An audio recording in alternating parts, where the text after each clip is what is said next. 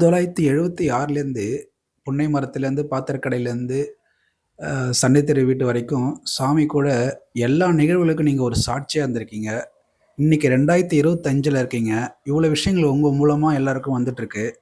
உங்க உயிர காப்பாத்தி இவ்வளோ விஷயங்கள சாமி உங்க மூலமா பண்ணிட்டுருக்காரு. இத நீங்க எப்படி பார்க்குறீங்க? ஒரு மலைப்பா இருக்கா? இல்ல சாமி நம்மள எவ்வளோ அழகா இத பயன்படுத்தியிருக்காருன்ற மாரி பார்க்குறீங்களா?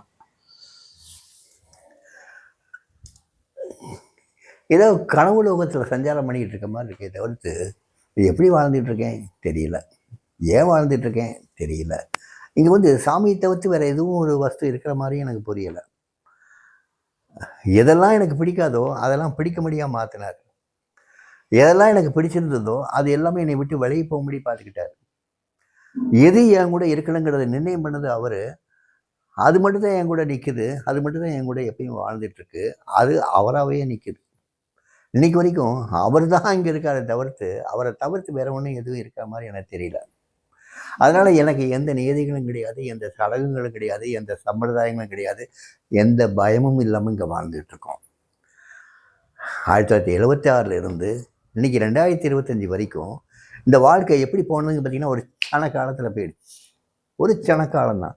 ஒரு குருவோட வாழ்ந்த காலம் அந்த கிட்டத்தட்ட 49 வருஷம், 50 வருஷமே வச்சுக்கோங்களேன். 50 வருஷ காலம் எப்படி போனதுன்னு எனக்கே தெரியல. சனக்காலத்தில் போயிடுச்சு. அவ்வளவு பேரும் நீ ஆழமா உள்ள ஐக்கியமாகி போன ஒரு வஸ்து இது. இதிலிருந்து விலகி தனியாக ஒன்று சிந்தனை பண்ண வேண்டிய அவசியமே எங்களுக்கு கிடையாது. எப்பயுமே இருக்கக்கூடிய வஸ்து, எப்பயுமே கூடவே இருந்து பாதுகாக்கிற வஸ்து, எப்பயுமே எங்களுக்கு தேவையானதெல்லாம் செஞ்சுக்கிட்டே இருக்கக்கூடிய ஒரு வஸ்து. இதை வந்து நாங்கள் என்ன சொல்ல பாராட்டவா, என்ன ஒர்ஷிப் பண்ணவா? நோ, அதெல்லாம் பண்ண முடியாது. சந்தோஷமா இருக்குல்ல, ஆனந்தமா இருக்குல்ல, பயம் இல்லாமல் இருக்குல்ல, நல்லா இருக்கே. இந்த நல்லா இருக்குங்கிற ஒரு சொல் போதுமே. நல்லா இருக்கு, சாமி கூட இருக்கிறது நல்லா இருக்கு. இத்தனை 50 வருஷ காலம் வாழ்ந்தது நல்லா இருக்கு. இன்னைக்கு வரைக்கும் வாழ்ந்துட்டு இருக்கோம். சாமி எங்களை விட்டு பிரிஞ்சு போகலை. நான் பிரிஞ்சு போகிறேன்னா போகலையாங்கிறது கேள்வி இல்லை. சாமி எங்களை விட்டு ஒரு நாள் பிரிஞ்சு போகலை, ஒரு நொடி கூட பிரிஞ்சு போகலை. எப்பயுமே எங்களோட இருக்கார். நல்லா இருக்கார்.